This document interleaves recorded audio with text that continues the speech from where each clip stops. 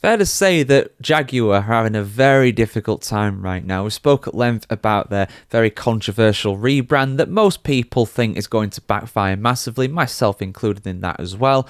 Land Rover, meanwhile, are doing pretty well for the most part. They're doing pretty well for themselves. The sales are going really well right now when it comes to their Land Rover and Range Rover models. Things are looking pretty rosy, or at least they were until last week anyway, when a cyber attack has left dealerships across the world unable to sell their Range Rover vehicles, which is going to really hurt Land Rover. That is a lot of trade and money that they are going to miss out on there, really. But what's happened here? How has this loophole been exploited? How has this hole in their firewall been breached? Let's have a look at the full story here, guys, on the channel as always. Car dealerships have been left unable to sell Range Rovers after hackers launched a cyber attack on Jaguar-Land Rover.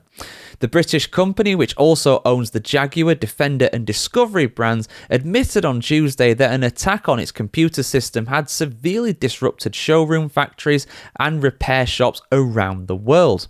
JLR said the system had been shut down to contain the damage, but on Tuesday the company was still grappling with production lines being brought to a standstill and dealerships unable to sell its cars to its customers.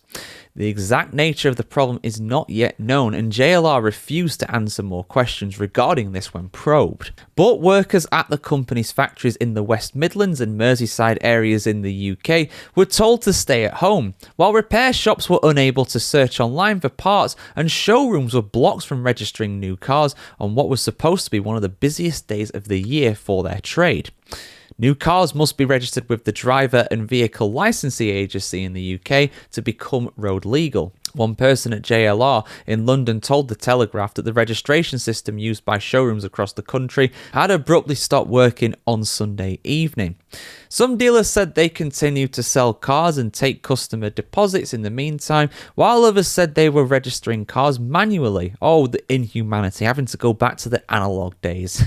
Unbelievable stuff. JLR has said that it is trying to restore the system urgently, and one dealership said that they had been told it would be fixed on Tuesday, while others reported that they expect the problems to drag on for the remainder of the week. Now, while JLR of course can sell vehicles legally, they still have to do it the manual way, they cannot be driven on UK roads, which of course is a pretty big spanner in the works when it comes to buying a car. You expect it to be able to drive it home from the showroom, why wouldn't you? And of course, like I said, there's been a lot of controversies when it comes to Jaguar in particular, of course, being labelled as woke and soon to go broke. But that's a separate issue we've spoke about here on the channel quite a bit, guys. Jaguar Land Rover with some real problems right now, to say the least. Hopefully they get that system up and running pretty soon if it's not already fixed, of course. But yeah, have you heard about anything like this happening before, guys? Cyber attacks on car dealerships and being unable to sell vehicles as a result. That is thousands, if not millions of pounds in revenue that they are losing as a direct result of this. Not too good at all.